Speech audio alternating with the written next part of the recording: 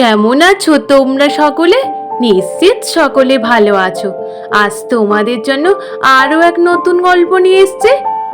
গোপালের চালে মন্ত্রী ফাঁসে। একদিন রাজসভা শুরু হতে সবাই রাজামশাই বলে, গোপাল, তেনারা এসছিল জানো, মাথায় হাত বুলিয়ে দিচ্ছিল।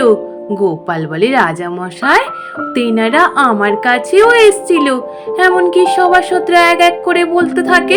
মন্ত্রী মশাই বারবার জিজ্ঞেস করে, তেনারা মানে কার কথা বলছেন আপনারা? সকলে মিলে বলে, কেন মন্ত্রী মশাই, আপনার বাড়িতে আসেননি তিনি? বলে, কে কে আসবে আমার বাড়িতে? বলে সভাসদরা বলে, কেন, পিতৃপক্ষ তো শুরু হয়ে গেছে, দুদিন পরে মহালয়া, তাই পূর্বপুরুষরা তো সকলে আমাদের কাছে এসে আমাদের মাথায় হাত বুলিয়ে দিয়ে গেছে। এই কথা শুনে তো মন্ত্রী মশাই অবাক। মন্ত্রী মশাই তখন বলে, এটা কি করে সম্ভব? পিতৃপুরুষরা তো গত হয়ে গেছেন, উনারা কেন আসবেন? বলে, পিতৃপক্ষ চলছে, সকলেই আসেন। রাজজ্যোতিষী বলে, ঘোর অনর্থ মন্ত্রী মশাই, ঘোর অনর্থ। আপনার পিতৃপুরুষ আসেনি মানে এটা তো একদম ঠিক নয়। গোপাল তখন বলে, রাজামশাই, সকালবেলা থেকে গোলাপের গন্ধ গন্ধ পাচ্ছিলাম, এখন কেমন যেন একটা বাজে গন্ধ আসছে মনে হচ্ছে। রাজামশাই তখন বলে, হ্যাঁ, আমিও তাই পাচ্ছি, মনে হয় মন্ত্রীর গা থেকে আসছে।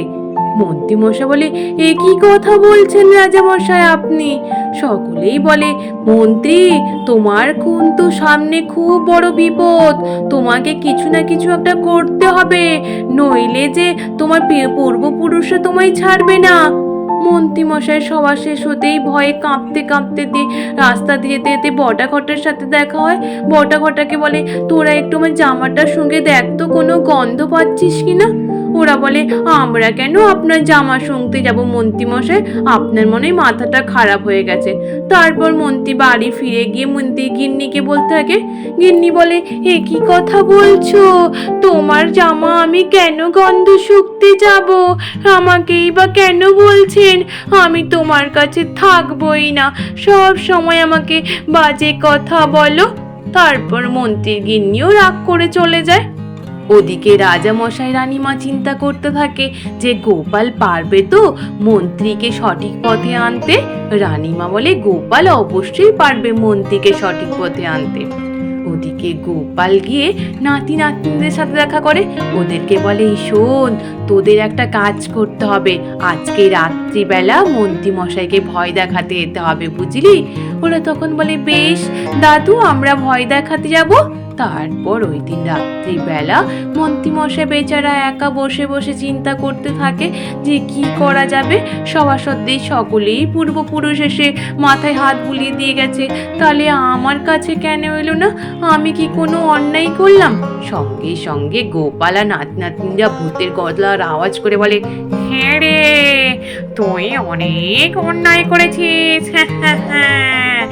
আমরা অতৃপ্ত আত্মা, তার জন্য তোকে প্রায়শ্চিত্ত করতে হবে। যে সামনে মহালয়ার দিন তুই গিয়ে তর্পণ করবি, সকলের সামনে তোর ভুল স্বীকার করবি, যা যা অন্যায় করেছিস সব স্বীকার করবি, এমনকি ওদেরকে খাওয়ানো দাওয়ানো করবি, তাহলেই যদি তুই মুক্তি পাস, নইলে তোর ঘাড় মটকে দেব। এই শুনে মন্ত্রী মশাই ঠক ঠক করে কাঁপতে থাকে, বলে, না না, আমি যা যা বললেন আপনি, আমি সব করব, আমাকে ঘাড় মটকাবেন না, পায়ে পড়ি আপনাদের। তারপরের দিন সকালে উঠে মন্ত্রী কাঁপতে কাঁপতে রাজামশাইকে গিয়ে বলতে থাকে, রাজামশাই, আমার পিতৃপুরুষদের জন্য আমি তর্পণ করতে চাই আপনাদের সাথে মহালয়ার দিন, সঙ্গে আপনাদের সকলকে ভোজন করাতেও চাই। এদিকে সেনাপতি বলে, ভোজনে কি থাকবে মন্ত্রী মশাই, একটু বলে দেন। মন্ত্রী মশাই বলে, সেদিনই বুঝতে পারবে, সকলকেই ভোজন করাবো।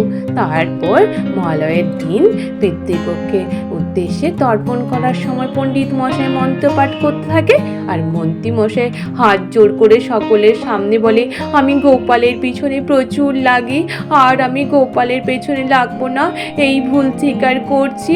আর সকলের সাথে ভালো ব্যবহার করব, বাজে ব্যবহার করব না, আর সকলকে আজকে সন্ধেবেলায় খাওয়াবো। মন্ত্রী মশাইয়ের কথা শুনে রাজা মশাই আর সভাসদরা সকলেই অবাক হয়ে যায়। বলে, গোপাল বলে, মন্ত্রী মশাই এইটাই যে অনেক আপনি আপনার ভুল স্বীকার করেছেন। তারপর রাজা মশাই বলে, একটা কাজ করো মন্ত্রী, শোনো, তোমার বাড়িতে কেউ পূর্বপুরুষ কেউ যায়নি আর আমাদের বাড়িতেও কেউ আসেনি, তোমাকে সঠিক পথে আনার জন্য গোপালই এত কিছু করেছে। এই শুনে মন্ত্রী মশাই তো অবাক, বলে, তাই নাকি রাজা মশাই? উফ, আমি বাঁচলাম রাজা মশাই, আমি আর কোনো অন্যায় কাজ করব না রাজা মশাই।